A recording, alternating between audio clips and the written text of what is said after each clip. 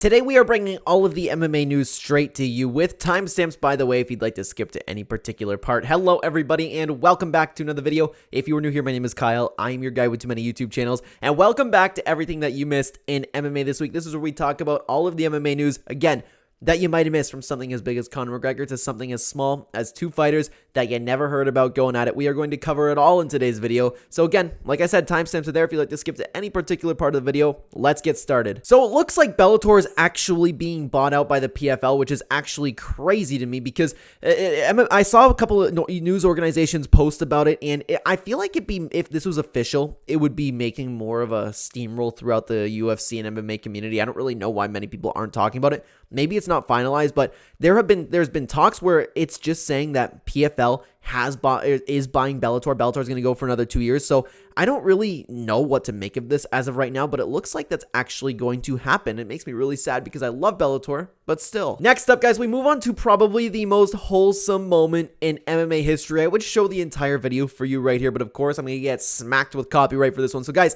if you haven't seen it, Stamp Fairtex and Angela Lee have been like, I think they had one of the most wholesome moments in MMA history, man, honestly, because Angela Lee ended up retiring, gave the word to Stamp Fairtex that she was retiring, and then her next fight was going to be for the belt. Stamp ended up winning the belt, and then they started having just like nothing but respect for each other. They were crying. They were so happy for each other, and you can just tell, man, you can just tell how genuine it was. That's what I love about it. I love watching Stamp Fairtex fight, and honestly, I really respect the attitude that she had going into that fight, because so many fighters would be sit in that situation, and she'd be like, I'm going to steamroll this. I'm going to get that belt now that it's for the undisputed title. I'm going in there. I'm winning that thing. But she's like, I don't know what will happen, but I will do my best.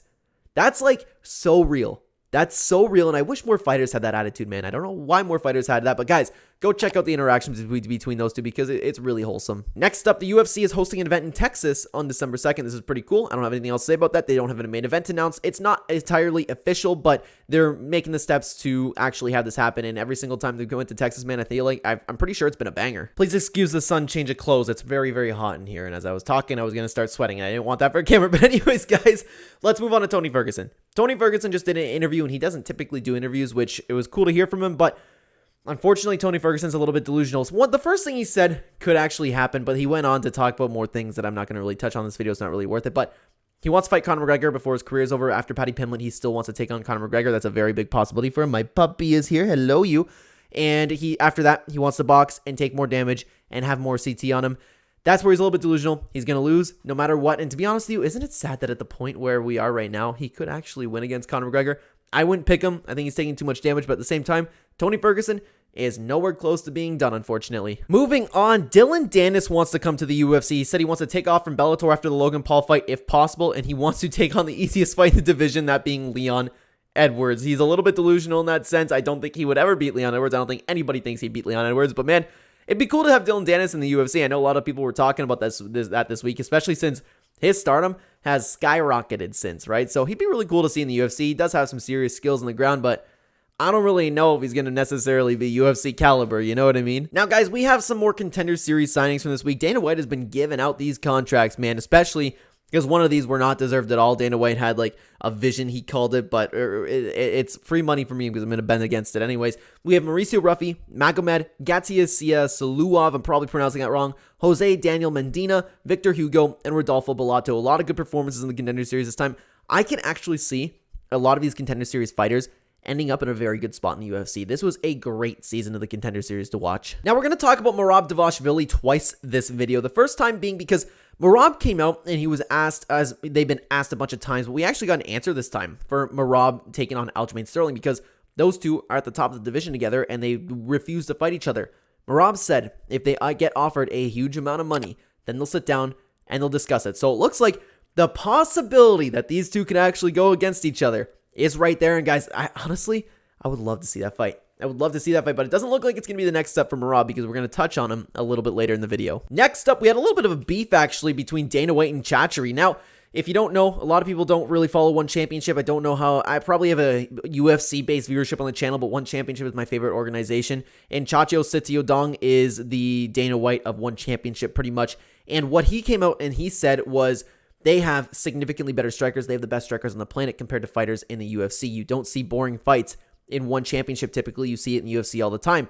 Dana White kind of came back and he didn't really argue about it, but he was mostly insulting their production because there was one point, and it's true, I was laughing about it because there was one point during the last ONE event where a fighter was about to walk out and this dude, this dude comes out with like a tray of coffee and he's like, where do you guys want it? Where do you guys want it? And then like he just like was staying in the camera and it wasn't there. So Dana White was kind of making fun of their production. It's like, yeah, they're not on that level. That would never happen in the UFC. But honestly, I think Chatri has a point. I think ONE Championship has significantly better fighters in the UFC. Like if you were to compare like all the UFC fighters to all the ONE fighters, ONE Championship would outdo the UFC for sure. But the UFC, when it comes to their like top talent, of course, then it's up for discussion, right? But you've seen a lot of great UFC fighters go over to ONE and get absolutely stopped. Mighty Mouse is pretty much the only one who found a lot of success. So it's very interesting to see those two kind of go at it. It'd be cool to see a crossover event one day, but that would never happen, unfortunately. But what can you do? Now, we talk about this every week, guys, so I'm not going to spend too much time on it. We have an update on Conor McGregor versus Michael Chandler. According to Conor McGregor, which I don't trust, he said that he's submitted his USADA samples and he's going to be ready to go and have a fight announcement very soon. But we've been hearing this for way too long. Michael Chandler thinks that it's going to be at UFC 300. That's what the UFC is waiting out on for, but I don't know, man. I don't know what to think anymore. If it happens, it happens. Now, guys, I do want to circle back to a little bit of ONE Championship talk because Chatri also offered Joe Rogan a commentary position. He's like, anytime you want, just say the word, call me, you can come, you can commentate the fights, because Joe Rogan on multiple occasions now has been talking about how great ONE Championship. He's been talking about how they've been beating some UFC fighters. He's been talking about how it's bigger than the UFC overseas. So Joe Rogan likes ONE Championship. Chatri said, Joe Rogan, you're always welcome to commentate, which would probably never happen. I would imagine that it's not even allowed in Joe Rogan's contract, right? I would assume that's the case. But even though we'll probably never see it, we'll have to wait for Joe Rogan to retire to actually even like entertain the idea, but I don't think it'll ever happen. But it's a cool thought. Next up, guys, we got some big news on Derek Brunson. He's not retiring. Derek Brunson has signed with the PFL. He's moving up to 205 pounds to compete in the $1 million tournament. This is super cool. I don't know if he's going to have any success there because PFL is like the only organization where I don't necessarily follow the fighters all too much, but that's really cool to see. Derek Brunson, OG in the game. How cool would it be if at his old age, at the end of the career, he comes in, gets $1 million, calls it quits? That'd be so cool. All right, guys, I have all the fight announcements for this week right now. I'm going to fly through them. If I have anything to say about them, I'll stop for a second. We have Jose Johnson versus Chad Anglier on November 18th. Charles Johnson versus Rafael Estevam on November 18th. That's a banger of a fight. Jonathan Pierce versus Joannis and Brito on November 18th. Great fight. Keo Fernandez versus Mark Dicassi on November 4th. Jesse Butler versus Jekka Sering on November 18th. Yana Santos versus Nomer Dumont, who is going to just crap all over the January 13th card. That's going to be the sleeper of the night. And then a banger, Arnold Allen versus Movsar Evloev on January 20th. I love this fight. I love it. I love it so much. I'm a big fan of Arnold Allen over here. And guys, one fight that is not official, but being targeted is Henry Cejudo versus Merab Dvalishvili. I don't need to break down this fight for you. This is an amazing, amazing fight. I cannot wait to see it, man. I cannot wait to watch that fight. I hope it gets done. Big Henry Cejudo fan over here. But those two going together in the wrestling, oh, I would love to see it, man. Absolutely love to see it. Great fight announcements this week. Now, guys, I have some fights that you should watch this weekend. The fights that you should be watching this weekend, there are so many cards. We have ONE Championship tonight, which is going to be an absolute banger. We have UFC and Bellator 300 on the same day. Oh, I was really conflicted on what I actually wanted to watch. I'm a big Bellator guy. I love Bellator. I always have loved Bellator. I've never understood the hate towards Bellator. Bellator 300 is a card I want to watch, but the UFC has a very, very good fight night, man. Has a very good fight night. So what I'm probably going to do is I'm going to watch the entire UFC card, miss the Bellator prelims, and then watch the main card of Bellator. I cannot wait to watch both cards. I cannot wait to watch ONE Championship again.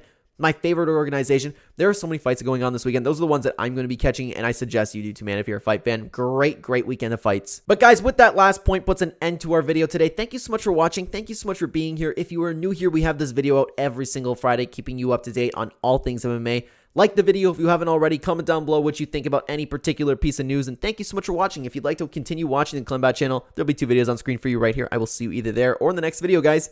Take care.